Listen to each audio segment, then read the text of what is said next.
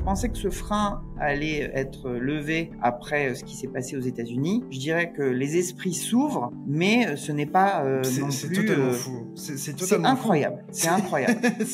On a créé un produit 100% régulé qui a le tampon AMF. On n'est pas en train de demander en plus à ce qu'on le mette en première page. On demande simplement de le mettre en catalogue d'assurance vie et c'est très compliqué. Si BlackRock vient sur ce segment, c'est pas pour rien, ça c'est le premier point, mais surtout BlackRock a une force de distribution qui est colossale. Il y a eu un alignement de planètes. C'est la raison pour laquelle, finalement, on a eu ce flux colossal, venu de personnes qui n'avaient pas forcément l'habitude d'en entendre parler, mais qui se disaient, voilà, si un jour il y a un produit qui me permet simplement d'investir, j'y vais. Et ce produit, BlackRock l'a fait. Je dirais que le chemin, ça va peut-être être un peu provocateur ce que je dis, mais un chemin qui est lancement d'un futur sur le Dogecoin et ensuite ETF sur le Dogecoin, ben, ça fait sens puisque c'est le même argument que pour le Bitcoin. Le vrai point, c'est le sujet réglementaire. Considération security. Finalement, on se dit génial, on peut découper un actif, mais on le fait rentrer dans un cadre réglementaire et du coup, ça coince à ce moment-là puisqu'on doit cocher toutes les cases. Le fait que BlackRock s'y intéresse est un signal fort et montre que c'est quelque chose qui va être poussé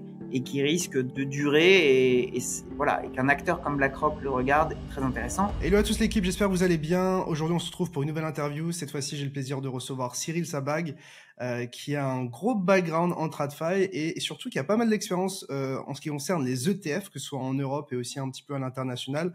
Donc je pense que ça peut être assez intéressant de discuter ensemble de ce qui se passe du côté ETF parce que je pense que ça a été le point essentiel des conversations en ce qui concerne des cryptos et Bitcoin dernièrement. Je pense qu'on parle aussi de pas mal d'un ETF Ethereum, donc je pense que ce sera l'occasion d'en parler.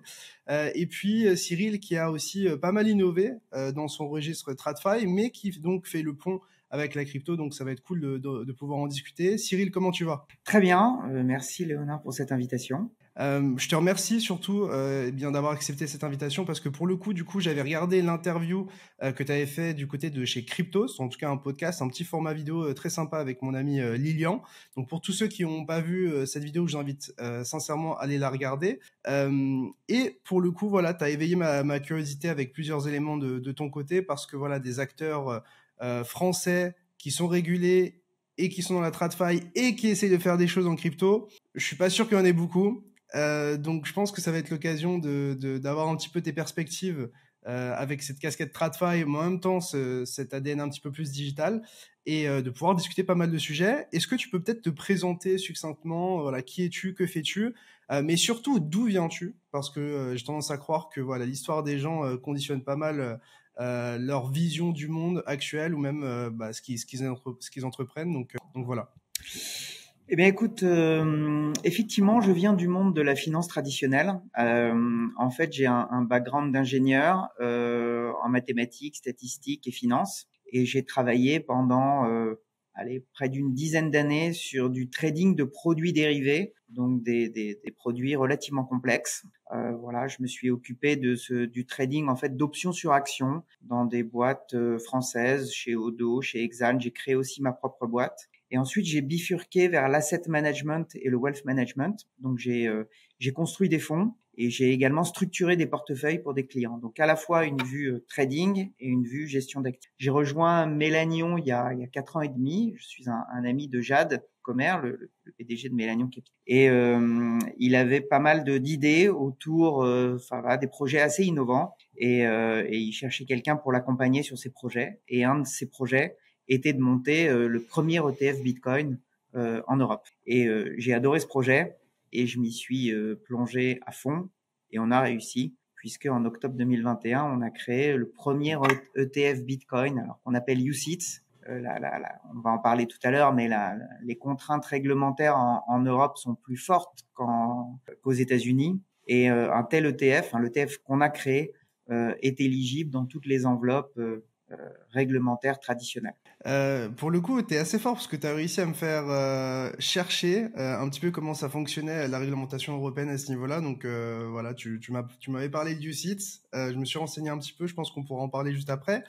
Pour ce qui est des ETF Bitcoin et par exemple ton arrivée à Mélanion Capital Digital, je sais pas comment on prononce, mais À quel moment justement il t'a contacté pour pour ce projet lié à un ETF Bitcoin en Europe? Est-ce que c'était il y a très longtemps? Est-ce que c'était dernièrement? À quel moment c'est arrivé? L'idée a germé, je pense germé dans la tête de Jade depuis pas mal de temps et on a commencé à échanger sur le sujet à l'été 2019. Ok. Donc ça fait déjà pas mal de temps et on voit qu'on était bien en avance par rapport à ce qui se passe aux États-Unis. Et pour le coup, à ce moment-là, toi, tu connaissais déjà les cryptos ou pas du tout? Je connaissais un petit peu, pas au point de Jade qui regardait encore parce qu'il a une histoire aussi personnelle qui est liée au Liban et à la problématique inflationniste et problématique de la valeur de la monnaie qui du coup on va dire l'a forcé aussi à creuser le sujet peut-être de façon un peu plus.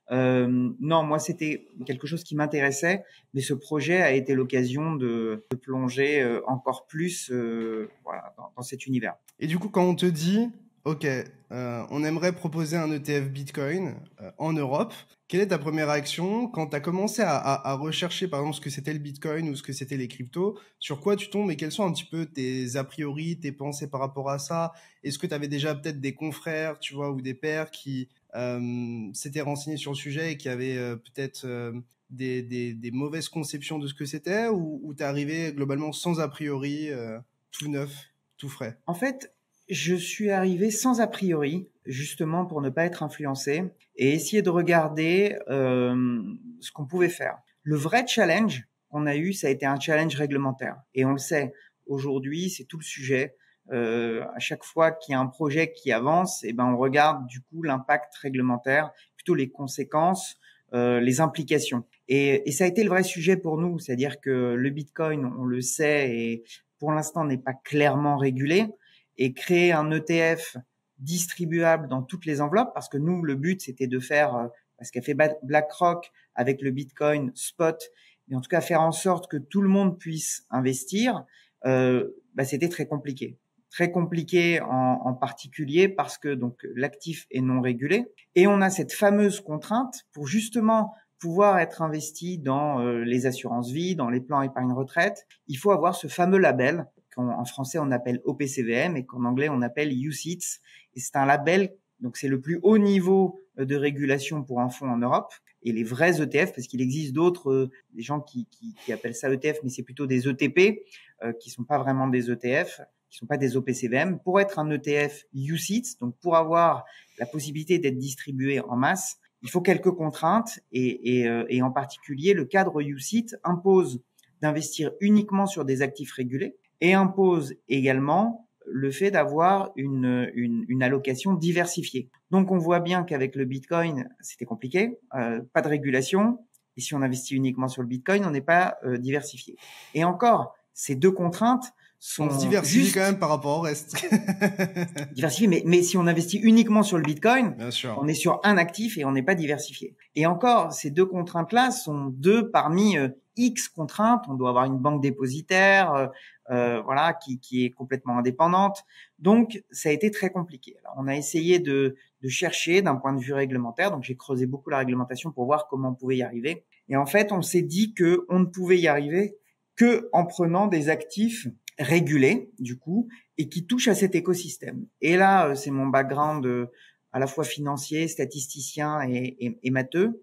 On a regardé quels actifs régulés on pouvait utiliser pour essayer de s'approcher du Bitcoin. Et ce qu'on s'est dit, et on a remarqué qu'un écosystème qui grossissait de plus en plus sur des actifs régulés autour du Bitcoin étaient les actions. Donc les actions listées sur les marchés réglementés, comme on le sait, il y a 10 ans, il n'y avait aucune action de l'écosystème crypto. Et petit à petit, cet écosystème ne fait que grossir. Donc, on s'est dit, on a un vivier intéressant. Donc, on va aller piocher dans ce vivier. Mais est-ce qu'on est en mesure de pouvoir construire un portefeuille qui serait corrélé au Bitcoin? Parce que le but, c'était une allocation thématique, mais aussi avec la volonté d'avoir une sensibilité par rapport au Bitcoin, une sensibilité graphique, statistique, qui soit importante. Donc, il y avait à la fois la sensibilité d'un point de vue thématique et la sensibilité statistique. Donc, on a fait énormément de travaux de ce qu'on appelle de backtest, de recherche et développement, et on a même écrit un papier de recherche sur le sujet. On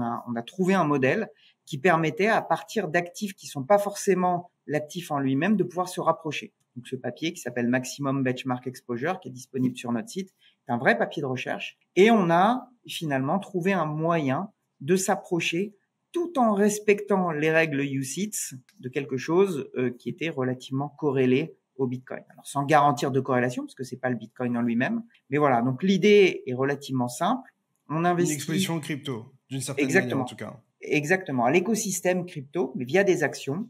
Donc en fait, on investit sur des actions qui sont listées, pas n'importe lesquelles. Il faut un certain niveau de liquidité, un certain niveau de trading tous les jours, parce qu'il faut quand même que notre ETF soit liquide. Donc des capitalisations relativement importantes, en tout cas pas des micro-capitalisations. Écosystème crypto, ça veut dire des sociétés de minage, des sociétés financières autour de l'écosystème crypto, des sociétés de la technologie blockchain et des sociétés qui détiennent des cryptos dans leur bilan. On se dit, on va se limiter à cet univers. Et à l'intérieur de cet univers, on analyse, action par action, celles qui ont le plus gros, ce qu'on appelle bêta. Bêta, c'est un mélange de corrélation et de volatilité par rapport au Bitcoin. Donc, on voulait faire en sorte, c'est une sensibilité d'une certaine façon mathématique. Donc, ce qu'on voulait faire, c'est essayer de trouver celles qui ont la plus grosse sensibilité. Qui vont dans le même sens et qui ont une amplitude similaire. Exactement. Et donc, du coup, le but a été aussi, on a rajouté cet aspect-là. Donc, ça, c'est pour les sélectionner, les 30. Ouais. Et une fois qu'on les sélectionne, on les pondère en fonction de cette sensibilité pour pondérer de façon plus forte celles qui ont la sensibilité la plus importante. Et ça nous donne un portefeuille de 30 actions. Ces 30 actions ne sont pas figées. On rebalance notre portefeuille tous les 3 mois. Donc, il y a ce qu'on appelle un rebalancement trimestriel qui permet de choisir des valeurs qui seront un peu mieux, qui ont une meilleure sensibilité, de prendre aussi des valeurs qui ont des IPO. Voilà, si jamais notre portefeuille est figé, ça veut dire que s'il y a de nouvelles sociétés qui rentrent en bourse, elles pourraient pas rentrer, c'est pas le but. Comme Binance, même si je doute que ça arrive tout de suite, mais voilà. Mais Coinbase est un bon exemple. Quand on a lancé notre ETF, Coinbase n'était pas listée. Après, elle a été listée. Maintenant, elle est présente dans notre portefeuille. Voilà. Donc, on a globalement un portefeuille avec, je le cache pas, une forte représentation de mineurs, de sociétés donc de minage. On a aussi une forte représentation de Coinbase. On a une forte représentation de MicroStrategy qui, par essence, puisqu'elle achète des bitcoins pour sa trésorerie à des niveaux qui sont extrêmement importants, a une très forte corrélation avec le bitcoin. Donc voilà le mode de construction. Cette vidéo vous est présentée en partenariat avec DYDX. DYDX est LA solution décentralisée qui vous permet de trader les principales crypto-monnaies de manière liquide sur mobile et ordinateur. Contrairement à la majorité des exchanges, vous n'avez pas besoin de vous KYC et vous récupérez la majorité des frais que vous payez. Plus de 60 000 personnes utilisent déjà DYDX et j'en fais partie, alors qu'attendez-vous? Scannez le QR code sur votre écran ou utilisez le lien dans la description pour créer votre compte avec un simple wallet et profitez de 5% de réduction sur vos frais. Allez, on repart sur l'interview. Est-ce que MicroStrategy, en réalité, ça pourrait pas suffire? Enfin, vu que vous devez être diversifié, vous pouvez pas vous permettre d'avoir, par exemple, que du MicroStrategy. Enfin, en réalité, sinon, on achèterait l'action MicroStrategy. Mais est-ce que c'est pas l'action par excellence qui est corrélée au Bitcoin et qui devrait continuer à rester corrélée peut-être encore plus que un Coinbase ou autre chose? Parce que, en réalité, Coinbase, si on regarde, il peut arriver plein de choses. Bon, maintenant, je doute que ça bouge beaucoup parce qu'ils sont quand même acteurs principaux sur pas mal de TF pour la détention des fonds, le trading, le test, etc. Mais imaginons qu'il se passe plein de choses. On pourrait voir un Coinbase sur le déclin et voir, par exemple, d'autres acteurs essayer de prendre cette place-là. Je pense que même ça pourrait être un BlackRock ou des grosses institutions. Là où MicroStrategy, pour l'instant, a une vision qui est claire et qui, en plus de ça, du fait qu'il y ait beaucoup de Bitcoin dans le bilan de MicroStrategy, ça devrait suivre assez sainement, entre guillemets, le cours du Bitcoin. Qu'est-ce que tu penses de tout ça?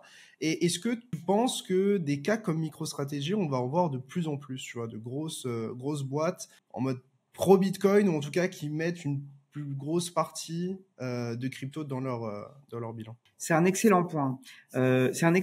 D'autant que il a même été question avant le lancement des ETF spot Bitcoin. Finalement, les gens se disaient, il va y avoir un très gros arbitrage de personnes qui s'étaient mis long MicroStrategy en se disant, c'est le proxy idéal, et vendre MicroStrategy pour acheter l'ETF Bitcoin. Alors en fait, comme Des acteurs TradFi qui n'ont pas accès à Bitcoin initialement, c'est ça que je veux dire. Exactement. C'est-à-dire que absolument des acteurs TradFi, des particuliers qui n'ont pas envie de rentrer dans la technicité, voilà, exactement, se disaient que c'était. Et donc, on aurait pu s'attendre à une correction de MicroStrategy pour des gens qui allaient vers l'ETF. Après, ce qui s'est passé, c'est que c'est ça que tu veux à dire cause d'un premium. Et là, il existe un très gros premium parce qu'en fait, on paye l'action, on paye le flux aussi. S'il y a un flux qui est très acheteur, on sait comment ça se passe sur une action. On peut avoir des niveaux de valo qui sont un peu fous. Et c'est un peu ce qui se passe sur MicroStrategy. D'autant que finalement, le lancement des ETF Bitcoin s'est accompagné d'une explosion du Bitcoin. Donc finalement, comme MicroStrategy est très longue, c'était un peu compliqué. Mais oui, fondamentalement, beaucoup de gens s'étaient dit que c'était un bon proxy. Mais si je reviens sur notre ETF, justement, et c'est peut-être ce principe de précaution que donne le cadre au PCVM, ils veulent une diversification. On n'est pas à l'abri. Michael Saylor est une personne assez, on va dire, haute en couleur, Bitcoin maximaliste. On mise aussi sur une personne. Faire all-in sur une personne, c'est aussi compliqué. Donc, avoir, on va dire, un portefeuille diversifié sur cet écosystème, pour moi, fait sens. D'autant plus, et j'en ai parlé juste avant, que effectivement, il y a aussi un gros premium. Donc, il y a aussi ce côté Bitcoin maximaliste qui, d'une certaine façon, est peut-être un peu aussi dans l'excès, qui peut-être un peu faire peur déranger. Aussi. Voilà. Et puis donc, même, en vrai, on ne sait pas. Enfin, tout comme Coinbase peut avoir des soucis, on peut très bien imaginer que, je sais pas, Michael Saylor a un cancer ou se fait renverser dans la rue. Et je suis pas sûr que la stratégie de MicroStrategy reste la même vis-à-vis des cryptos, parce que tu pourras avoir des gens au board qui changent totalement de stratégie, quoi. C'est pas faux.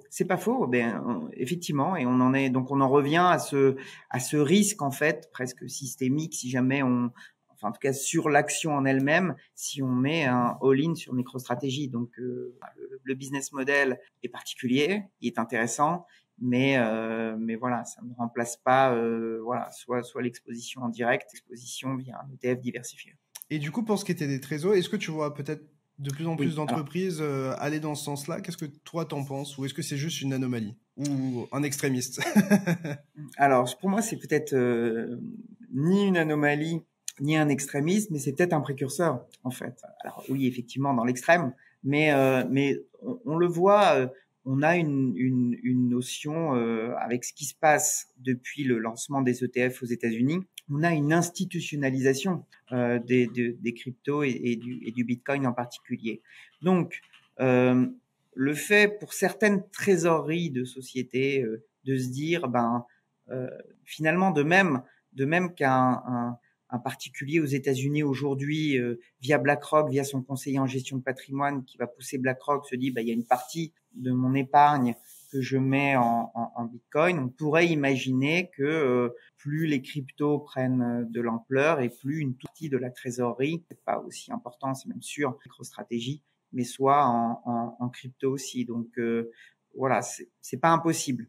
En tout cas, la tendance de l'institutionnalisation fait que il y a des chances qu'on puisse arriver sur ce type on va dire d'événements ou de tendances. Je voulais revenir un petit peu sur le fait que vous avez quand même été assez pionnier en France ou même en Europe. Comment tu l'expliques et aussi comment tu pourrais nous expliquer à nous, newbies, débutants en tout ce qui est genre bourse, TradFi surtout, qu'un ETP c'est beaucoup moins distribué qu'un ETF en réalité, ou qu'un ETF avec le standard UCITS? C'est un sujet qui est réglementaire, je dirais.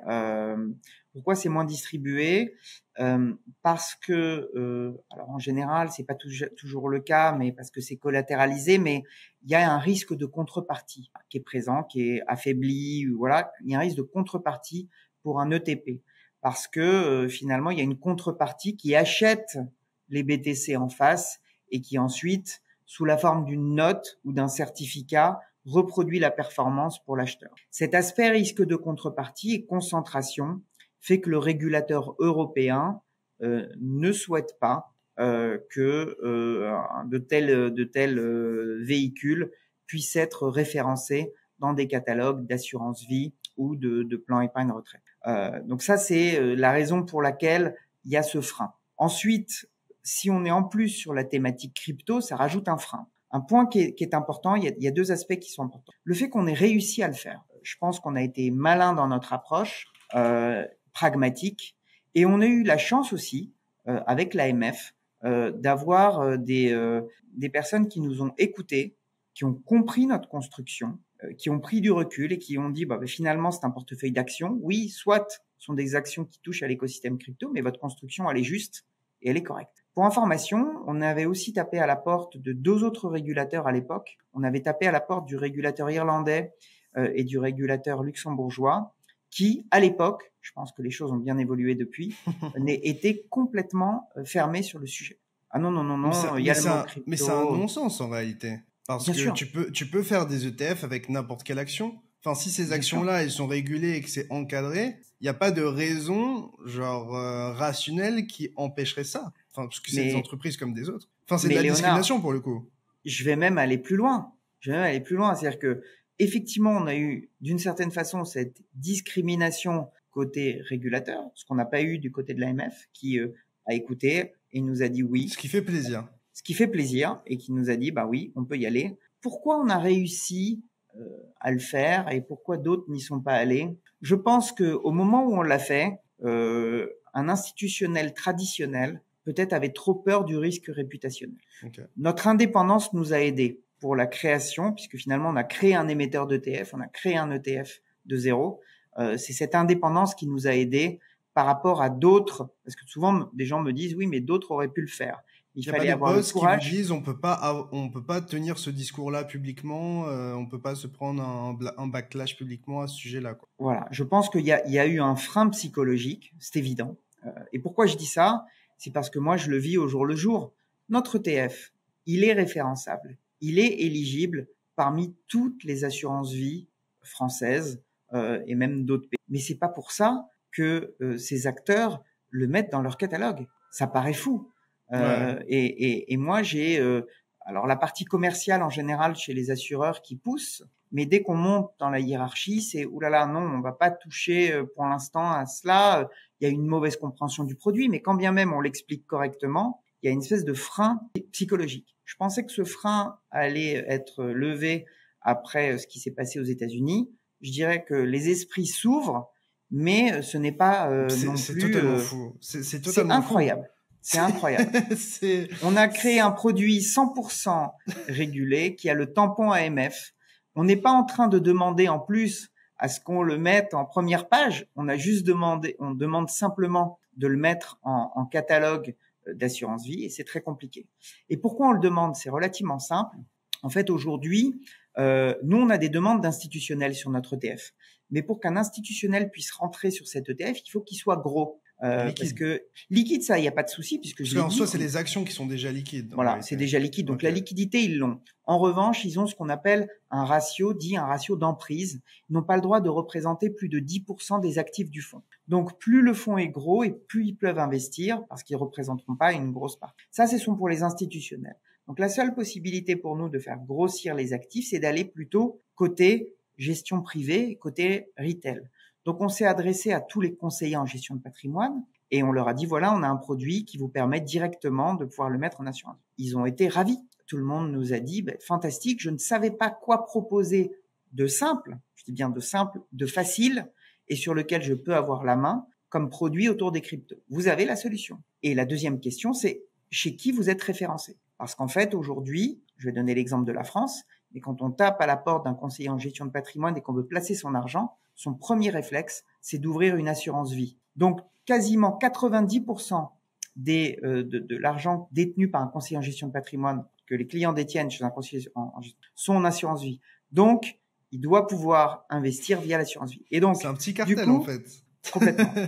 Et donc, du coup, voilà, c'est un peu le serpent qui se mord la queue. Et donc, effectivement, si nous étions référencés chez tous les assureurs, voilà, ce serait beaucoup plus simple pour distribuer le produit. Et là, c'est compliqué. Je vais pas les citer, mais j'ai même des brokers en ligne, en compte titre, souvent des filiales de grosses banques qui ont refusé. Alors, Ok. Enfin, moi, ça me semble n'importe quoi, mais Oui. est-ce que tu penses qu'on peut l'expliquer d'autres manières? Est-ce que c'est parce que c'est pas une exposition qui est directe, ou que peut-être à certains moments ça a pas été assez corrélé? Est-ce que, par exemple, tu as eu des critiques à ce niveau-là, ou ça n'avait jamais un rapport à... Non, non, non, pas du tout. Les réponses que je peux avoir de ces brokers en ligne ou de ces assureurs, c'est nous ne souhaitons pas pour l'instant proposer de produits sur cette thématique. Point. Et enfin, on parlait d'ETP et d'ETF. Est-ce que un ETF, enfin, est-ce qu'on sera toujours bloqué avec cette histoire de diversification au sein de l'ETF pour l'Europe et pour une large distribution, ou est-ce que les lignes pourraient changer d'une manière ou d'une autre? Parce que c'est quand même fou de devoir absolument créer un panier où on a une certaine diversification pour s'exposer en fait aux cryptos et à Bitcoin, quoi. Alors, c'est une bonne Surtout question. à Bitcoin en direct, quoi. Oui, c'est une bonne question. Je dirais que ça dépend des pays. Le label UCITS est le plus haut standard pour un fonds pour la zone euro. Okay. Donc, moi, je connais très bien le cas de la France. Au Luxembourg, il y a un système qui s'appelle l'assurance vie luxembourgeoise, qui est un petit peu plus ouverte d'esprit, mais qui, je vais donner un exemple, si c'est un UCITS, il n'y a pas d'étude qui est faite en amont. Si c'est pas un UCITS, si c'est un ETP, ils vont décortiquer. Donc, on a toujours une longueur d'avance quand on est un UCITS dans le monde européen, en tout cas de la zone euro. Après, il y a d'autres pays. La Suisse, par exemple, n'a aucune contrainte à ce niveau-là. On en a très peu. Okay. C'est pour ça que souvent les ETP se sont bien développés en Suisse, parce qu'il n'y avait pas de frein psychologique. Et c'est pour ça qu'un ETF comme le nôtre peut-être a moins d'intérêt pour un Suisse, car il a la possibilité d'investir très facilement via un ETP. Donc, mais en tout cas, ce plus haut standard, je pense que la réglementation ne va pas évoluer, voilà, et va rester un peu de cette, ouais, un peu figé. Ok. Je voulais faire peut-être un petit bilan de ce qui s'est passé niveau ETF aux États-Unis du côté de Bitcoin. Oui. Du coup, là, j'ai les chiffres devant moi. On est à un flow net de plus 12,15 milliards depuis la création et le lancement des ETF. Si on exclut Grayscale, on est à plus 26,7 milliards. Est-ce que c'est des chiffres auxquels tu t'attendais? À quel point t'es surpris? Quel est ton bilan jusqu'à maintenant? Alors, je vais essayer de donner ça sous la forme d'une moyenne. Effectivement, en flux net, on est, comme tu l'as dit, à peu près à 12 milliards, ce qui fait à peu près du 200 millions par jour de flux net. Si on regarde uniquement... Voilà. Et si on est, parce que voilà. si on exclut Grayscale, on n'est pas du tout sur ces chiffres-là. Voilà, c'est ce que j'allais dire. Si j'exclus Grayscale, en flux acheteur positif, on est sur 500 millions. Presque 500 millions. Hein. Si tu fais 27 sur 60, on doit être autour de 450, entre 450 et 500 millions par jour. Alors, on peut pas dire que je mens, puisque j'ai été beaucoup interviewé avant le lancement des ETF. Tu as parlé de l'interview auprès de Cryptos. T'as eu raison surtout. Dans l'interview, j'ai regardé, t'as eu raison surtout, j'ai été choqué. Parce que au moment où j'ai regardé de te couper, mais j'étais assez dubitatif et sceptique. Parce que je me disais que Lilian avait ramené quelqu'un qui était pointu, mais je me disais pas que tu allais avoir raison sur toute la ligne. Et pour le coup, quand j'ai re-regardé la vidéo pour me préparer justement à cette vidéo, on tourne ensemble, je me suis rendu compte que tu étais déjà super optimiste et que tu disais que c'était le début de quelque chose de nouveau et qu'on remettait tout à zéro à partir du moment où les ETF étaient potentiellement approuvés, quoi. C'était juste le début de quelque chose, quoi. Oui, ça a toujours été ma vision. J'avais été interrogé aussi relativement tôt sur le sujet. Au dernier trimestre 2023, j'étais invité à participer à une keynote sur le sujet à Bitcoin Amsterdam. Et pareil, j'avais été très optimiste. En fait, mon analyse, elle a été assez pragmatique. Ce que je me suis dit, c'est que si BlackRock, on est en train de parler de BlackRock, le plus gros asset manager du monde. Si BlackRock vient sur ce segment, c'est pas pour rien, ça c'est le premier point, mais surtout, BlackRock a une force de distribution qui est colossale, a une force de distribution via ce qu'on appelle les RIA, les Registered Investment Advisors, donc l'équivalent des CGP aux États-Unis, qui vont conseiller les produits BlackRock. C'est presque des sales, mais ils sont indépendants. Mais BlackRock leur fournit des portefeuilles modèles, bon, bizarrement avec les produits BlackRock, etc. Donc, en fait, ils ont une telle force de distribution. Ils ont aussi des fonds thématiques, des allocations types qui font que aujourd'hui, on a, enfin, moi, mon sentiment, c'était que ça allait être un raz-de-marée colossal. Par ailleurs, la probabilité qu'on ait un accord était pour moi très très fort. Pourquoi parce que historiquement, quand BlackRock a lancé un ETF, ils ont eu un refus sur 576. Cyril, me dis pas ça parce que ça me rendrait trop joyeux pour Ethereum, mais il y a beaucoup plus de réserves. On va en parler après. Mais donc du coup, voilà, je me suis dit que ça allait être un flux extrêmement important. Après, la violence du flux, peut-être que je l'attendais pas. Cette violence, on voit l'impact que ça a pu avoir. Mais en tout cas, une chose est sûre, et ça, c'est ce que je répétais à pas mal de monde, et pour le coup, j'ai eu raison, mais pour moi, ça pouvait pas être autrement. Tout le monde me disait, ah oui, mais on va vendre, on a acheté la rumeur et on va vendre la nouvelle, hein, comme on dit en général sur les marchés financiers, en disant, bah voilà, les gens ont acheté. C'est vrai qu'à partir du moment, et on l'a vu sur le cours du Bitcoin l'année dernière, à partir du moment à l'été 2023, quand BlackRock a annoncé le lancement d'un ETF, on a vu cette hausse du Bitcoin et ça a continué même en début d'année 2024, et les gens se sont dit ça va baisser. Et moi, ma vision était différente, c'est qu'on allait être plutôt au début de quelque chose, ça allait ouvrir les vannes. On n'est pas sur un résultat qui est attendu pour une société qui doit publier, on est au début de quelque chose. Et ça s'est vérifié. Donc voilà, c'est le meilleur démarrage de l'histoire des ETF. Mais c'est totalement fou, Cyril. Enfin, là, je suis sur une classe d'actifs qui, lorsqu'elle arrive en TradFi, a le meilleur démarrage de l'histoire. Enfin, c'est incroyable. Mais, enfin, je sais pas si on se rend compte assez de ce qui se passe, quoi. En fait, il y a un momentum qui était incroyable. La performance, le Bitcoin, si on l'analyse d'un point de vue finance traditionnelle comme une classe d'actifs, bat tous les autres actifs depuis son lancement, en moyenne. Ok. Et en plus, l'année dernière a fait la meilleure performance de toutes les classes d'actifs, plus 150%. Et cerise sur le gâteau, a été complètement décorrélé des autres classes d'actifs. Mais surtout sur les faillites des banques, tu te souviens, avec SVB, etc. Exactement. Donc ça coche toutes les cases pour une allocation traditionnelle. Et d'ailleurs, BlackRock en a joué. Vous voulez diversifier votre portefeuille, apporter de la performance, vous avez l'actif idéal. Donc le momentum était parfait. Ça, c'est le premier point. Le deuxième point, c'est qu'aujourd'hui, l'épargne aux États-Unis est en très grande partie détenue par des boomers, des gens qui aujourd'hui ne vont pas sur les plateformes de trading crypto. En tout cas, très peu. Ont peur, ou sont peut-être déjà fait arnaquer, ou ont vu des choses à la télé. Voilà. Et là, le combo BlackRock Bitcoin les sécurise. Et c'est pour ça qu'on a eu ce flux, finalement. Ça fait venir un flux. Il y a eu un alignement de planètes. C'est ça, c'est la raison pour laquelle, finalement, on a eu ce flux colossal, venu de personnes qui n'avaient pas forcément l'habitude d'en entendre parler, mais qui se disaient, voilà, si un jour il y a un produit qui me permet simplement d'investir, j'y vais. Et ce produit, BlackRock l'a fait. Et point très important, et là je fais le pont avec ce que j'ai dit en Europe, il n'y a pas ce frein de la diversification pour la distribution. L'ETF Bitcoin, les ETF, un ETP, ce qu'on appelle ETP en Europe, s'appelle ETF aux États-Unis. Et enfin, les ETP non ETF en Europe s'appellent ETF aux États-Unis et est distribuable partout. Donc ça tique encore, ça coche encore la box. Et donc voilà, c'est tout cela qui a fait qu'au final, on a eu ce flux colossal qu'on vient de décrire. J'ai quelques questions par rapport à ces flux. Donc, j'ai encore une fois les stats sous les yeux et on voit concrètement qu'on a 0 outflow. L'outflow qu'on a en réalité, c'est Grayscale.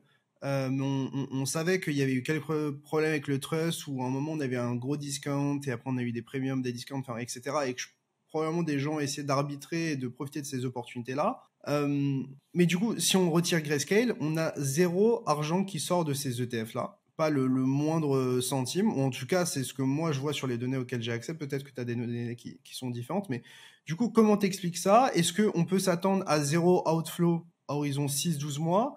ou est-ce que c'est quelque chose qui peut changer? Tu vois, qu'en est-il un petit peu de l'argent qui pourrait être sorti? Parce que, par exemple, dans le cas où on fait un x2, x3 sur Bitcoin, imaginons ça arrive. Est-ce que dans leur stratégie, tu vois, dans ces stratégies-là, c'est juste une allocation et plus leurs fonds grossissent, plus ce sera une injection continue et genre il y aura pas d'outflow enfin à quel moment ces géants prennent des profits? Comment ça se passe? Qui prend ces profits? Tu vois? Désolé, la question est super longue, mais j'ai du mal à cerner ce qui se passe parce que tu vois, je vois juste de l'argent qui rentre et c'est tout ce que je vois. Non, c'est une bonne question, mais déjà un point qui est très important, ce n'est pas BlackRock qui prend la position. C'est ses clients. Et oui, c'est les clients. Donc c'est les clients qui décident, ou au moins les conseillers des clients qui peuvent les aider à prendre des décisions. Donc ça, c'est un point qui est très important. C'est pas BlackRock qui va décider. Même si on peut imaginer que sur les allocations type, ils peuvent décider de baisser, etc. Là, je pense que déjà, il n'y a pas d'outflow parce que c'est un positionnement. Voilà, ça n'a pas de sens de dire il en faut dans votre portefeuille et de le sortir dès maintenant. Voilà, ça, déjà, ça a pas mais non, mais il n'y en a même pas un tout petit peu, c'est ça que je veux dire. Oui, mais en fait, on a une fenêtre pour l'instant qui est trop courte. 3 mois, on est à moins de 3 mois du lancement. On a l'impression que ça fait très longtemps parce qu'on en parle tous les 2 ans, 3 ans pour ces acteurs-là. Oui, ou même que ce soit toujours présent dans le portefeuille. Après, il y aura peut-être une prise de gain potentielle. Ils allègent pour faire en sorte que le poids diminue et qu'on respecte une allocation. S'ils sont à 3% et que ça fait x2 et que le reste du marché stagne, ils arrivent à une beaucoup plus grosse allocation et c'est peut-être pas quelque chose qu'ils veulent maintenir dans le Voilà, ce sera peut-être raboté pour pouvoir conserver une allocation qui peut avoir du sens. Moi, le seul, on va dire peut-être le seul warning, et c'est un discours que j'ai pas trop entendu, c'est que finalement cette financiarisation, le fait que ce soit un actif à part entière qu'on mette dans un portefeuille, range peut-être le Bitcoin dans une catégorie un peu comme les actions d'actifs risqués et va le faire rentrer dans cette catégorie. Ce qui fait que si un jour, si prochainement on a une très forte correction sur les actions, il n'est pas du tout impossible qu'on ait également une forte correction sur le Bitcoin. C'est un risk on. On va dire, voilà, en mode risk on, risk off. On passe en risk off, et ben dans ces cas-là, on allège et Bitcoin compris. Et c'est peut-être l'effet pervers aussi de cette financiarisation. Et si on va même plus loin, on peut même réfléchir d'un point de vue philosophique en se disant, mince, on vient à un truc antinomique par rapport à la construction de Bitcoin, puisque finalement, on voulait sortir du monde financier et on en fait un actif financier à part. Après, il faudra être, je pense, très attentif, je pense, au poids que représentent ces ETF parmi les 21 millions et globalement comment se font les allocations, parce que c'est ça aussi qui est intéressant, parce qu'on a à la fois des puristes, à la fois des gens qui ne mettront jamais leur argent sur un ETF spot Bitcoin et puis des investisseurs qui le mettent. Je dirais que ce que je dis là aujourd'hui sur le fait qu'on puisse avoir une correction si on passe en mode risk-off, on l'entend pas, mais pour moi, ironiquement, pour une raison relativement simple, c'est qu'aujourd'hui, ça arrange tout le monde. Ça arrange les bitcoins maximalistes, ça arrange les gens qui en ont dans leur portefeuille, puisque finalement, ça arrange les mineurs, parce que finalement, il y a le halving qui va arriver. Tout le monde gagne. Donc, il n'y a pas de dissonance. On n'entend pas, oui, mais en revanche, et je suis prêt à le parier, je pense que s'il y a un petit retournement de marché, on dira, voilà, on a financiarisé le bitcoin. A priori, on se dirige pas vers ça. Enfin, c'est pas ce que l'évolution de la politique monétaire pourrait amener, de ce que je comprends. Enfin, parce que a priori, c'est quoi? C'est cette année, l'année prochaine, on aurait probablement une baisse des taux directeurs à vue de nez. Oui. Souvent, c'est des périodes où le marché se casse un peu la gueule, mais c'est pour mieux repartir et refaire marcher l'imprimante pour imprimer des billets. Donc, oui. Après, on peut avoir des facteurs exogènes. Tu vois. Non, mais après, on peut avoir des facteurs exogènes, voilà, des faillites, des choses comme ça, des faillites, des événements. Personne n'avait prévu le Covid. Ça a été une forte correction sur le marché. Il peut y avoir des facteurs. Le premier asset à se faire liquider. C'est ça que tu veux dire, peut-être? En tout cas, ce sera vraisemblablement, ça aura, à mon avis, des chances, parce que finalement, les gens, les maximalistes ou les gens qui veulent détenir vont pas y toucher. Les gens qui vont prendre leur profit vont plutôt être des investisseurs traditionnels qui vont peut-être prendre leur profit au même titre que les actions. Donc, ce que je dis, c'est que s'il y a je ne sais pas ce qui provoquera cette correction de marché, peut-être qu'elle arrivera dans très longtemps, etc. Il peut y avoir un facteur exogène, on peut le connaître dans très longtemps, quoi, mais il y a fort à parier que s'il y a une correction, le Bitcoin corrige un peu avec ça. Après, il y a d'autres facteurs exogènes qui peuvent aider le Bitcoin et sans aider les actions aussi. Il peut y avoir aussi des mouvements, mais en tout cas, une chose est sûre, le fait aujourd'hui de l'inscrire dans un portefeuille traditionnel et de faire en sorte que il soit présent au même titre que les actions peut jouer et peut corréler un peu plus cet actif. Et donc, si tu devais en réalité peut-être prévoir ou anticiper genre à quoi ressembleraient les flux, tu penses que ce serait plutôt positif à la même cadence qu'aujourd'hui, ou est-ce qu'on accélérerait, on décélérerait, est-ce qu'on est sur un rythme de croisière, ou tu vois, est-ce que tu as peut-être des opinions ou des vues sur ça, sur la force des flux? Alors, en fait, pour la force des flux, parce que quand j'ai un expert comme ça, moi j'en profite, je pose toutes les questions comme ça, on est bien. C'est compliqué, ça a été très violent au début. Est-ce que ça va continuer? Je pense que oui, parce qu'il y a une évangélisation qui est faite. On l'entend, on voit Larry Fink régulièrement à la télé évangéliser. Il nous fait plaisir.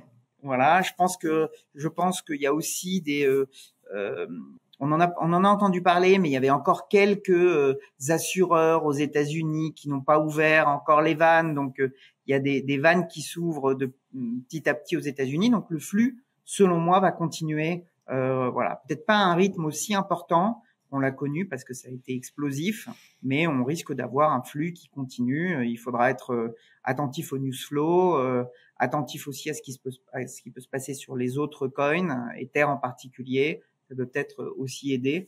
Mais je pense que le flux va continuer. Peut-être pas aussi violemment, mais va continuer. C'est pas clair de savoir si aujourd'hui on est plutôt retail ou plutôt instit. Les gens ont tendance à dire que c'est plutôt retail, mais il y a quelques experts, l'expert de Bloomberg qui est connu, Eric Balchunas, qui disait qu'il y a aussi des gros instits qui rentrent. Donc on attend peut-être des chiffres aussi de BlackRock. Ça va être assez intéressant. Je l'ai pas vu, mais on s'attendait à ce que normalement, ils font des points trimestriels et qui donnent un peu une vue un peu plus précise, une catégorisation de ce qui se passe et de la typologie des flux qui sont rentrés. Ça va nous permettre peut-être de prédire un peu plus intelligemment la suite. Si on voit que c'est très retail et peu instit, ça veut dire que derrière, on peut avoir des gros instits aussi qui rentrent. Il y a aussi les allocations types. J'allais t'en parler, c'était ma question juste après, c'est à quoi ça ressemble? Genre, à quoi ressemblent les allocations type à vue de nez C'est relativement simple. BlackRock propose des allocations type toutes faites pour des CGP où ils mettent une partie action, une partie obligation. Si on était sur du 60-40, en général c'est ce type d'allocation. Si on est plutôt on va dire plutôt risque adverse, on va augmenter la partie oblige. Si on est moins risque adverse, voilà, ce qui se passe, c'est qu'on va avoir du 50 ou du 55, 40 et 5% de Bitcoin. Voilà, j'ai un exemple, okay. Mais c'est ça en fait, c'est-à-dire que ils vont rétrécir un petit peu la partie action oblige pour la faire aller à 95, voire à 90 pour les plus agressifs et compléter par la partie Bitcoin. Après, dans le détail, on peut rentrer dans le détail, mais voilà, ça, ils vont le faire en allocation type. On peut même imaginer que pour des fonds de fonds, voilà, ils construisent des fonds de fonds à partir de leurs briques et ils vont intégrer maintenant le l'ETF Spot Bitcoin. Et historiquement, à chaque fois qu'il y a eu la présence de tels ETF dans une allocation globale, ça a été un mouvement acheteur colossal pour l'ETF en question. Voilà, quand il est rentré dans des allocations type. Pour poursuivre sur les ETF, je voulais te parler de l'ETF Ethereum et de tous les ETF qui pourraient potentiellement suivre. Est-ce que cette fois-ci c'est différent? C'est un sujet qui est très complexe. Des données qui sont différentes. Tu ressortais l'argument de BlackRock globalement. On dit jamais non à BlackRock. J'ai l'impression que ça a été encore le cas et que Gensler s'est fait taper sur l'épaule et un petit gars, ce serait peut-être le temps de changer ton avis sur les cryptos. C'est vrai.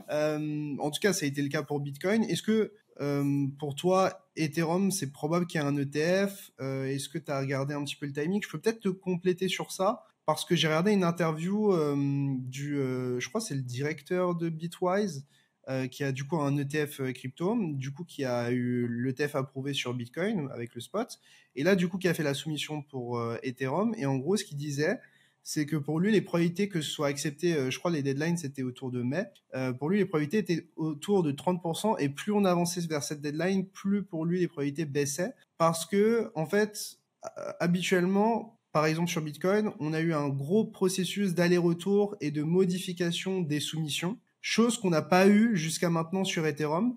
J'ai cru voir un tweet hier qui allait dans ce sens-là, comme quoi ça, tu vois, genre il y avait des modifications et tout, mais est-ce que tu as peut-être des informations sur ça, et ouais, quelle est ton opinion sur un potentiel ETF? Le sujet est beaucoup plus complexe que Bitcoin, parce que là, il y a un sujet de typologie d'actifs sur Ether, hein, on le sait.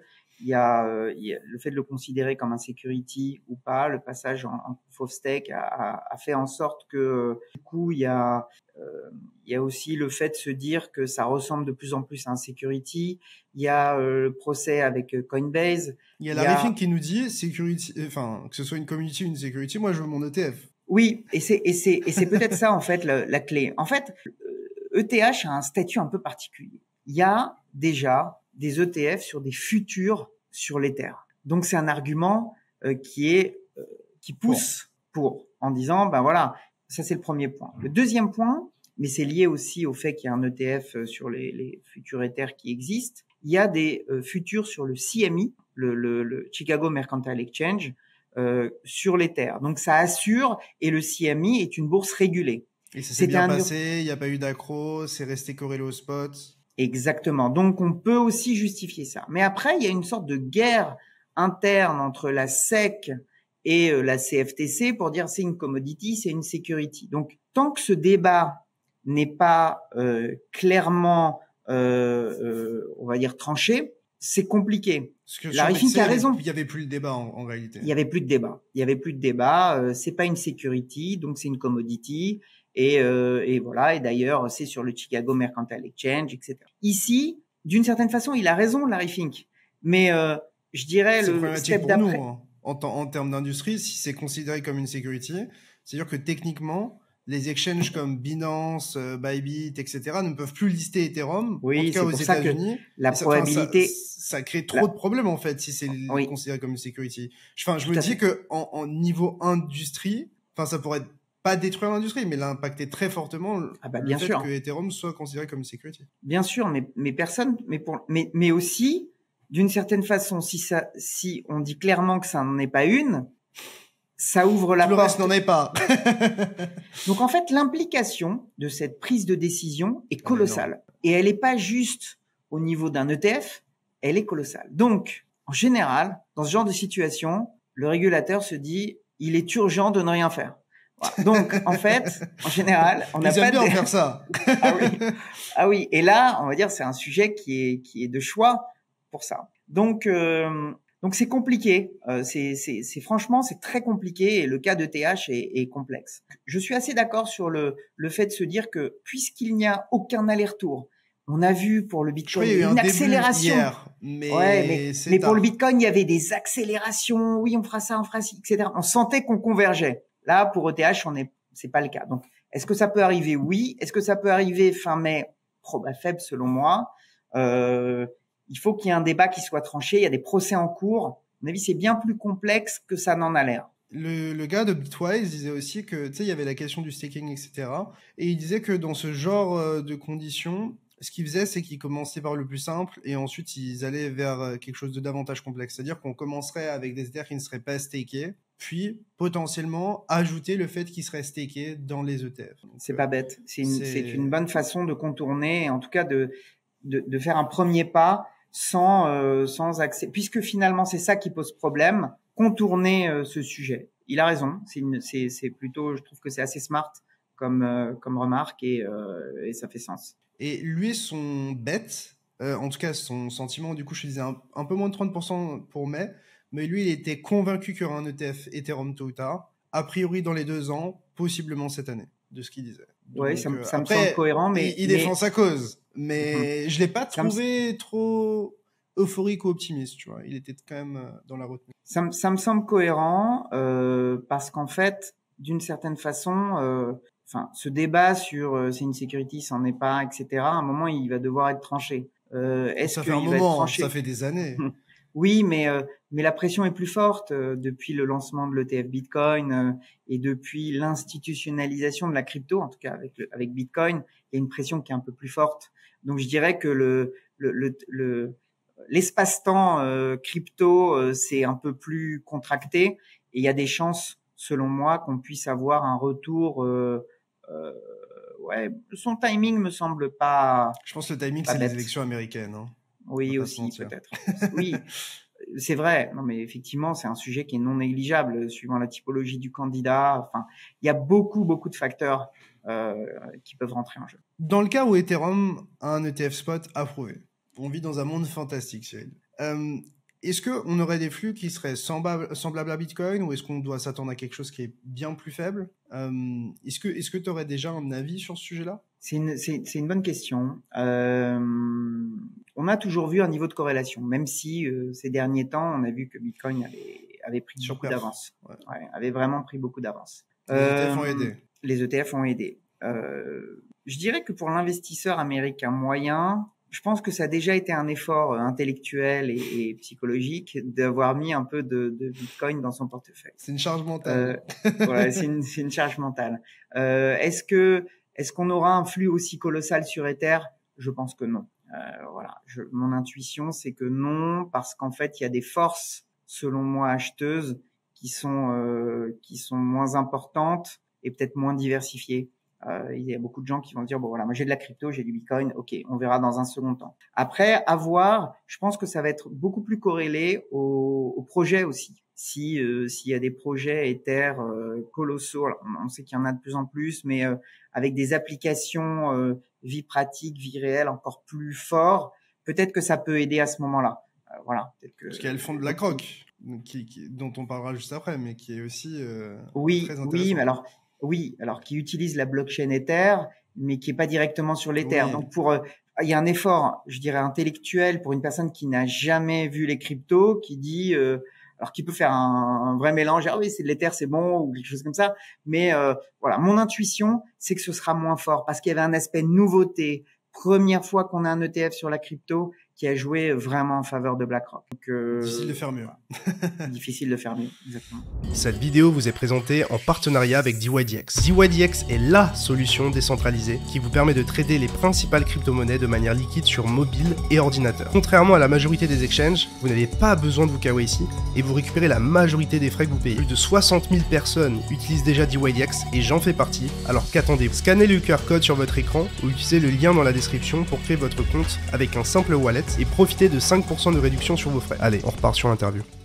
Dans le cas où on vit encore dans ce monde magnifique, Cyril, où on a un ETF Ethereum Spot, du coup, ça ouvre possiblement la voie à d'autres ETF, y compris d'altcoin. Je pense qu'on aurait une grosse différence, c'est qu'on n'aurait pas d'ETF futur sur les autres altcoins.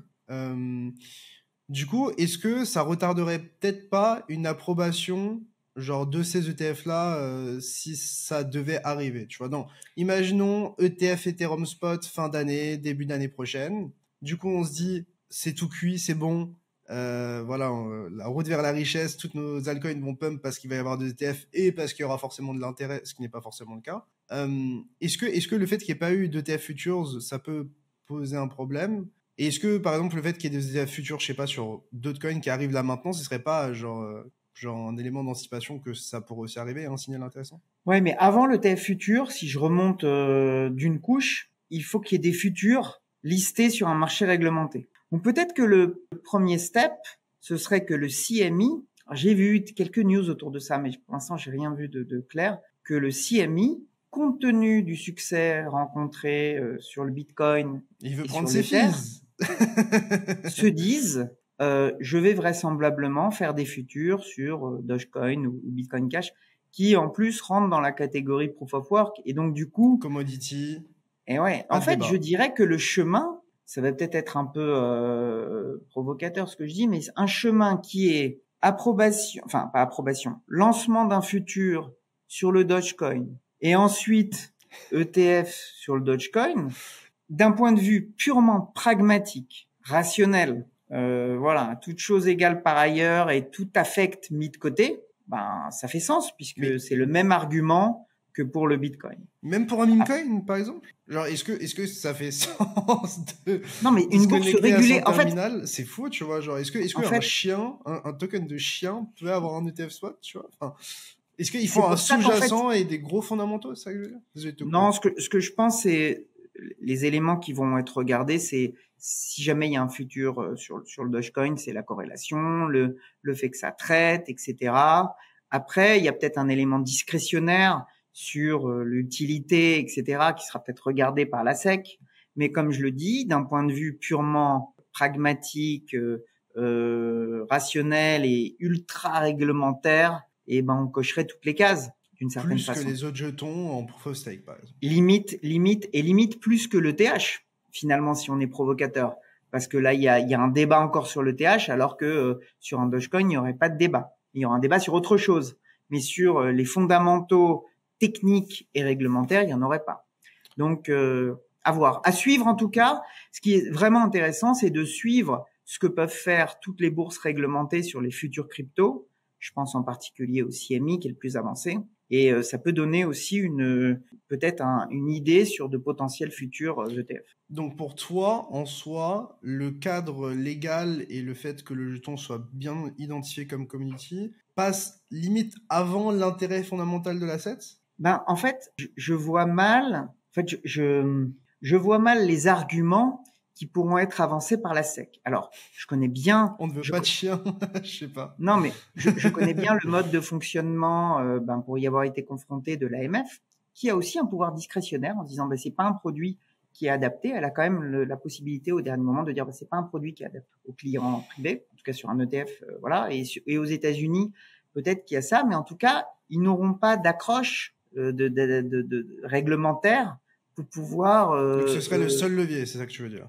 Exactement. Le levier réglementaire, ils l'auront pas. Donc, à voir quels sont les leviers autres. Mais je connais pas suffisamment la réglementation à ce niveau-là pour finalement contrer cet aspect-là. Moi, j'ai toujours rêvé d'une chose, c'est d'avoir un indice avec le top 3, le top 5, le top 10 des cryptos, ou d'avoir des thématiques. On a vu qu'il y avait des acteurs crypto qui essaient de le faire. Au final, il y en a pas un qui l'a fait genre vraiment ultra sérieusement ou quelque chose qui a pris de l'ampleur, tu vois. Moi, j'aimerais avoir un ticker genre AI où j'ai tous les jetons crypto liés à l'intelligence artificielle avec une pondération, etc., etc. Bon, évidemment, ça sous-entend qu'il y a de la pondération, donc des jugements, etc. Mais tu vois, on pourra avoir la même chose sur DeFi, on pourra avoir la même chose sur pas mal, sur les meme coins, on pourra avoir la même chose sur plein de trucs. Est-ce que pour avoir des ETF thématiques ou top 5, top 10, un peu à la S&P 500, mais dans un autre registre ou CAC 40. Est-ce que ce serait possible et est-ce que ça sous-entend que chaque actif qui est inclus dans cet indice-là doit avoir son propre ETF spot ou doit être régulé d'une certaine manière? Ou est-ce qu'on peut bypass ça? Alors, c'est une excellente question. Je vais essayer de répondre en différents steps. Pour les États-Unis, ce sera compliqué puisqu'il faut quand même une analyse de chacune des cryptos. En tout cas, aujourd'hui, c'est pas à l'ordre du jour. En Europe, en tout cas dans le monde zone euro, il existe des ETP multi-crypto, d'accord? Donc avec le mode de réalité, fonctionnement. C'est déjà une réalité. Il existe des indices et il existe des ETP en Europe multi-crypto suivant différents facteurs, équipondération, pondération suivant d'autres. Pour la petite histoire, on a dans nos cartons chez Mélanion un ETF multi-crypto et sur lequel on a fait jouer les règles de diversification UCITS. Donc c'est dans nos cartons, il est prêt. Après, la complexité, c'est d'avoir des banques qui permettent d'être contrepartie sur l'ensemble des cryptos, voilà, pour pouvoir le traiter correctement. Voilà, le point, c'est que ça existe en Europe via des ETP. Aux États-Unis, ce sera très compliqué. Ça peut être fait via des indices et via des produits structurés ou ce genre de choses ou des notes, mais pas des ETF traditionnels. Ok. Donc, compliqué pour l'instant. Et si c'est possible, c'est en Europe via des ETP qui ont eux-mêmes du mal à être distribués. Pour toi, c'est pas quelque chose qu'on est prêt de voir. Bon, en tout cas, comme j'ai dit, il y en a sur les ETP, mais un ETF UCITS en Europe multi-crypto, ça peut arriver. C'est une utilisation encore plus importante des banques pour la partie crypto. Et aux États-Unis, il faudrait qu'on ait, et là tu as raison, X spot Bitcoin, ou en tout cas qu'on identifie clairement des cryptos qui peuvent rentrer dans ce cadre-là. Toi qui regardes un peu BlackRock, on a vu pour moi deux choses qui sont assez intéressantes. Un, on a vu BlackRock commencer à pousser la narrative Real World Assets, et on a vu un fonds tokenisé BlackRock qui permet d'avoir sa trésorerie en dollars on-chain.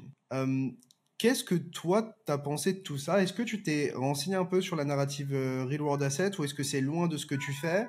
Est-ce que pour toi, ça a un avenir? Est-ce que ça n'a pas d'avenir? J'avais parlé avec Arthur Hayes, je ne sais pas du tout si tu le connais, qui est le cofondateur de BitMEX et qui maintenant globalement profite de la vie et a un petit fonds privé bien garni à côté. Et il me disait que lui, il voyait de l'intérêt chez les Real World Assets, mais probablement beaucoup moins que ce qu'on pense, parce que ce ne sera pas assez liquide et parce qu'on a déjà des solutions liquides en TradFi. Qu'est-ce que tu penses de tout ça? Alors, on regarde ça, mais pas avec ma casquette Mélanion Capital, mais plutôt avec ma casquette Mélanion Digital. C'est un sujet qu'on regarde de près. C'est un sujet extrêmement intéressant, parce que si on pousse un petit peu le raisonnement, on se dit qu'on peut, d'une certaine façon, découper, c'était ça en fait, on va dire le fantasme de chacun, de découper n'importe quel actif et de le mettre ensuite on-chain et de l'échanger. Mais le vrai point, c'est le sujet réglementaire. La considération en security, finalement, on se dit génial, on peut découper un actif, mais on le fait entrer dans un cadre réglementaire et du coup, ça coince à ce moment-là puisqu'on doit cocher toutes les cases. Le fait que BlackRock s'y intéresse est un signal fort et montre que c'est quelque chose qui va être poussé et qui risque de durer et voilà, et qu'un acteur comme BlackRock le regarde, est très intéressant. Surtout que la façon dont ils l'ont fait là aujourd'hui, je trouve qu'il est c'est une façon qui est d'un point de vue construction technique qui est vraiment top, quoi. C'est le pont entre la finance traditionnelle et la crypto. Il y a un petit peu de stablecoin dans ce qu'ils ont voulu faire aussi, puisque ce qu'ils ont émis est à $1 et les intérêts sont convertis dans quelque chose qui vaut $1. Il a été dit récemment que ça pouvait être mis aussi bientôt en collatéral auprès des bourses crypto exchange. Donc là, d'un point de vue même philosophique, d'un point de vue philosophique, c'est vraiment intéressant. C'est la finance traditionnelle qui rentre dans la partie, dans l'écosystème crypto. Et je trouve la construction très jolie en fait, et de se dire, voilà, finalement, c'est presque d'une certaine façon un stablecoin rémunéré, d'accord, mais construit comme un real world asset avec finalement le fait aussi d'investir dans des bons du Trésor américain, donc finalement reverser aussi aux détenteurs de ce quasi stablecoin des intérêts que finalement les gros acteurs, on touche pas aujourd'hui. Les gros acteurs du stablecoin gardent pour eux et qui ont bénéficié de la hausse des taux à plein en se disant voilà, on a ils se sont gavés sur notre dos. Colossal, c'est colossal. Donc là, il y a une redistribution et c'est intéressant. Cette construction est très intéressante et d'une certaine façon dans une logique de produits un peu earn, un peu nouvelle génération, en se disant on peut rémunérer pourquoi pas des BTC ou avoir une sorte de rémunération. C'est quelque chose qu'on creuse et qu'on aimerait regarder et qu'on a envie de regarder de près côté Mélanion Digital. Mais c'est encore sur KYC dans le sens où genre c'est pas quelque chose qui est accessible au retail en réalité, c'est une sorte de cercle fermé d'acteurs instits qui sont KYC, qui sont bien identifiés auprès du régulateur, etc. C'est pas prêt de s'ouvrir, ou tu penses que ça pourrait s'ouvrir aussi aux particuliers? Peut-être dans un second temps. Conversation. Non, parce qu'en fait on peut imaginer que ça puisse s'ouvrir aux particuliers, par exemple via un véhicule institutionnel, c'est-à-dire que les particuliers investissent peut-être une somme plus faible à l'intérieur d'un véhicule plus gros qui lui investit. Donc en fait, on peut imaginer plein de solutions et je pense que oui, à terme ça peut être ouvert aux particuliers. Le vrai point, c'est est-ce que les particuliers sont prêts intellectuellement parlant à aller jusque-là? Et donc après, c'est même une question générationnelle. C'est qui est prêt à faire ça? Et finalement, les gens qui sont prêts, gens, je pense. Est-ce que oui, mais le point c'est est-ce que si on est prêt à le faire, est-ce qu'on a envie de le faire via BlackRock ou via un moyen plus classique plus écosystème crypto? Natif. Est-ce qu'on a envie, plus natif? Est-ce qu'on a envie d'aller dans la finance traditionnelle Et là, c'est le vrai point, d'achoppement. C'est-à-dire que est-ce que finalement une personne Parce qui que la vient de la philosophie finance... domine la spéculation en réalité. Oui, et finalement une personne qui vient de la finance traditionnelle ou un investisseur, ça va peut-être un peu trop loin là pour lui. Et un natif se dit, bah, j'ai pas besoin de ça. Donc, moi je sais pas ça. Moi, pour donner ma pensée sur ça, je pense que les gens ont été tellement traumatisés de FTX, tellement traumatisés de Terra Luna avec l'UST, tellement traumatisés de tout ce bear market que si on leur offre un moyen d'être stable et de pallier à tous les risques systémiques qu'on leur a donnés jusqu'à maintenant, notamment avec le fait que Tether et Circle créent de la monnaie américaine sans l'accord du gouvernement, plus ou moins, même si au final ça termine dans les poches du gouvernement américain parce que tout est en bonds, hein, ça les arrange bien. Tu vois, tu serais serein, tu vois, tu aurais une certaine sérénité qui est clé. Et mais en même temps, tu vois, ça se confronte à la philosophie qu'on a au final à être en crypto. Mais je pense que cette philosophie-là est largement dépassée par l'intérêt pécunier et la spéculation.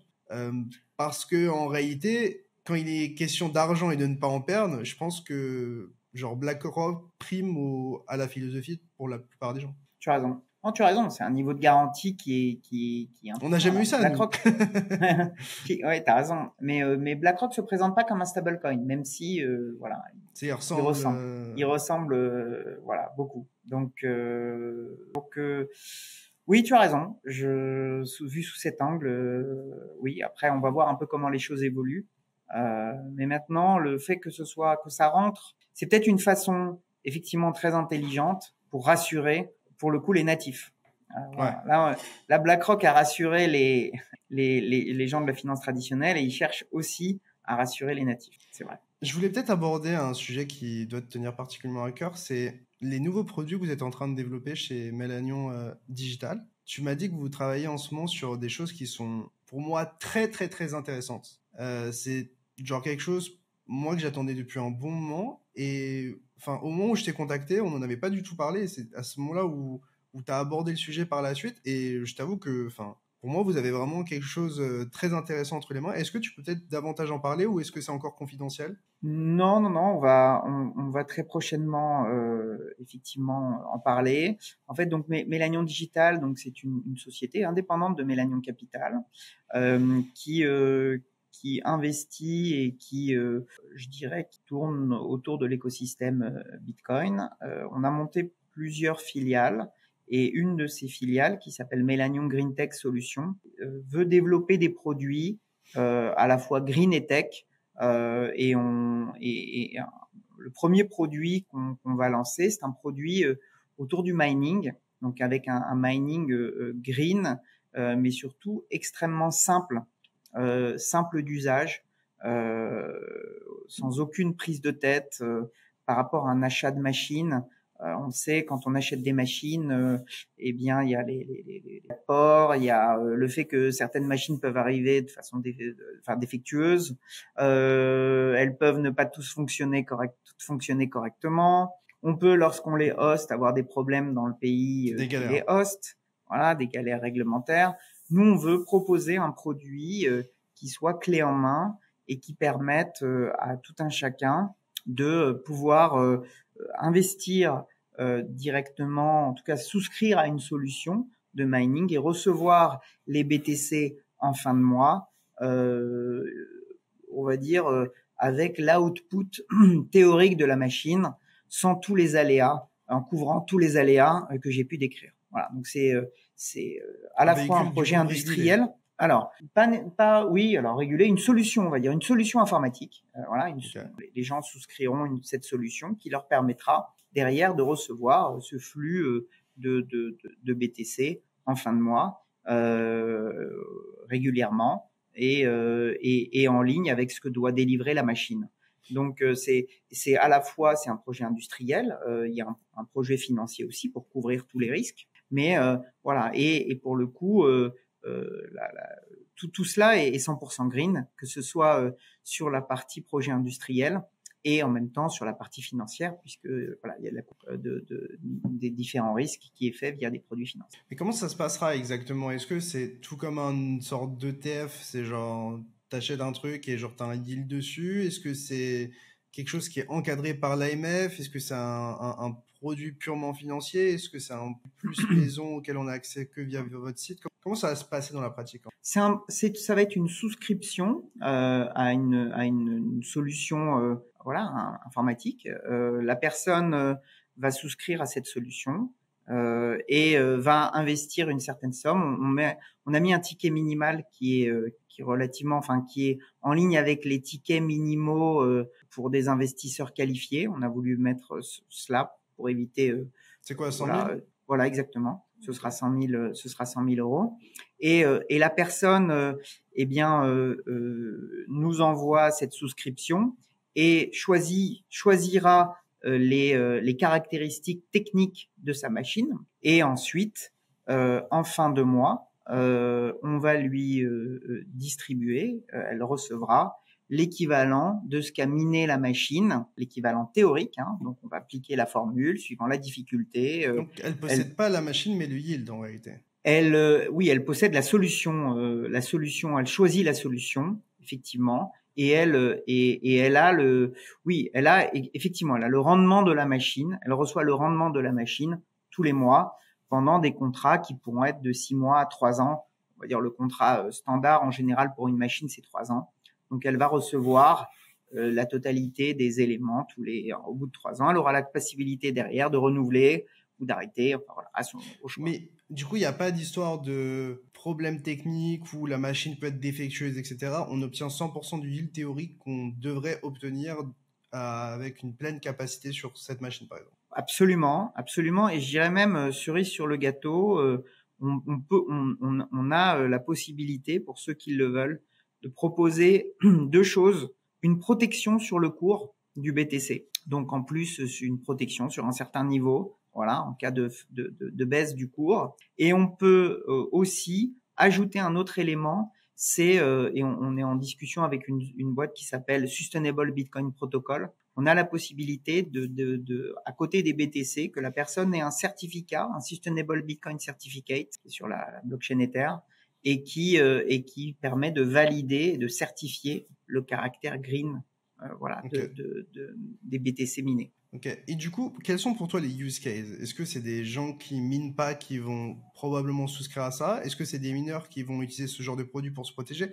Quels sont pour toi les différents cas d'utilisation, tu vois, de ce nouveau produit? Parce que pour moi, c'est assez intéressant parce qu'en réalité, si tu peux te protéger et t'assurer un yield, c'est genre, t'as plus besoin de te prendre la tête en tant que mineur en réalité. Alors, après, philosophiquement, c'est différent. Les mineurs aussi, eux, ils ont un intérêt parce qu'ils obtiennent des BTC qui sont tout neufs, qui viennent d'être minés, donc qui sont pas KYC, qui sont liés à aucune adresse auparavant. Donc, ce qui en fait un Bitcoin un peu plus utilisable et un peu plus cachable d'une certaine manière. Voilà, quels sont pour toi les cas d'utilisation en fait de votre produit? Quels seront les points d'attaque? Alors, en fait, on en a plusieurs. On peut avoir typiquement une personne qui souhaite miner et qui ne sait pas vers quelle solution se tourner. On a une solution qui est simple d'usage et qui permet très rapidement de pouvoir avoir une solution simple. La deuxième possibilité, on peut très bien avoir des exchanges qui ont envie de proposer ce type de solution. Aujourd'hui, on a très peu. Il y a Binance qui propose une solution de ce type, mais nous, on a une solution clé en main pourraient proposer à leurs clients. On a aussi des particuliers qui ont envie d'aller à la source. Voilà, c'est toujours intéressant de se dire, moi j'achète du Bitcoin, maintenant mais je vais à la source du minage, je les mine.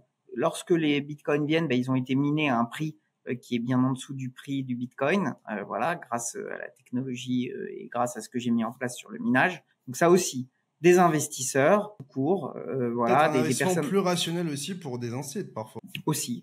Potentiellement. Après, pour un institutionnel, ce sera un peu plus compliqué. Je pense qu'on est plutôt sur plus compliqué de sur un particulier.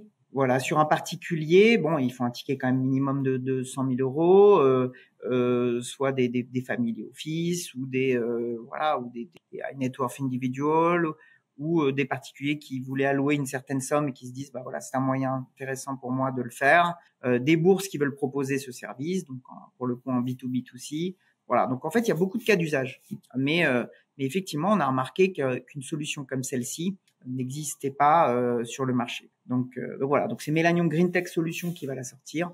On va très prochainement en parler. La solution est prête. On fait les derniers tests et voilà, on pourra la lancer en grande pompe très prochainement. Eh ben, je te remercie pour tout ça. Je voulais peut-être terminer avec une question, à savoir à quoi ressemble ton folio et dans quoi tu investis. Parce qu'on a parlé beaucoup de crypto. Je suppose que tu gères ton patrimoine un peu moins de manière dégène que moi. Mais voilà, comment tu gères un petit peu ton folio en bourse, ton patrimoine, dans quoi tu investis, qu'est-ce qui te fait plaisir dans tes investissements, tout simplement. Indépendamment des cryptos, c'est ça ton point? Ça peut être aussi inclure des cryptos, mais oui, comment tu gères tout ça? Ouais, bon, c'est un peu, c'est un petit côté confidentiel, mais je dirais que sur la partie, sur ce que tu peux dire, voilà, sur la partie. Moi, je suis plutôt sur des actifs traditionnels parce que je viens de ce milieu-là, voilà, de la finance traditionnelle. Donc, mon portefeuille ressemble à une allocation traditionnelle, voilà, d'un investisseur, voilà, du S&P, qui regarde plusieurs, du CAC, peut-être des choses comme ça, quoi. Voilà, qui regarde plusieurs classes d'actifs, voilà, ou même d'autres typologies d'actifs. Sur la partie crypto, bon, moi je suis très BTC, voilà, pour plein de raisons. Bon, déjà entre guillemets, totalement. Voilà, bon, pour toutes les raisons qu'on peut imaginer, que ce soit, et même d'un point de vue professionnel, hein, voilà, l'ETF a été construit autour de ça, Melanion Digital est très axé autour de ça. Donc voilà, c'est pour être plutôt cohérent. Hein. Donc actif financier traditionnel de par mon background et sur la partie crypto très très majoritaire sur la partie BTC. Ok, bah écoute, merci beaucoup pour ton temps. Est-ce que tu as peut-être quelqu'un à suggérer pour un prochain podcast, une prochaine vidéo? Est-ce qu'il y a des gens autour de toi ou auxquels tu penses là qui pourraient faire sens, qui pourraient être intéressants? Peut-être davantage c'est dans le domaine TradFi et donc pour toucher peut-être un peu plus les gens qui sont du coup de ma communauté, qui sont plus donc qui pourraient apprendre peut-être des choses en écoutant et en regardant cette. Bon, moi j'ai une idée relativement simple qui peut être la personne qui gère Melanion Green Tech Solutions chez nous, qui est basée aux États-Unis, à Los Angeles. Ouais. Ça pourrait être une très bonne idée, qui peut parler du produit. Je pense que ça peut être intéressant. Après, de la finance traditionnelle et qui fait le pont, peut-être que c'est encore un peu court.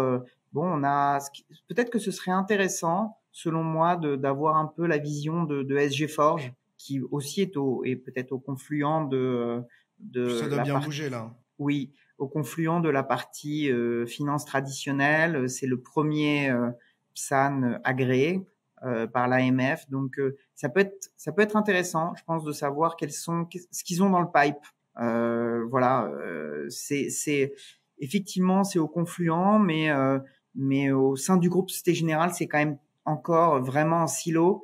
Donc savoir s'il y a des ponts qui se font aussi en interne, ou c'est juste une marque Société Générale et que c'est une filiale complètement isolée et puis il fallait être dans les cryptos. Ça, je pense que ce serait très intéressant d'avoir un peu leur vue. Eh ben écoute, c'est noté. Merci à toi pour ton temps. Franchement, ça m'a fait extrêmement plaisir de pouvoir discuter de tout ça.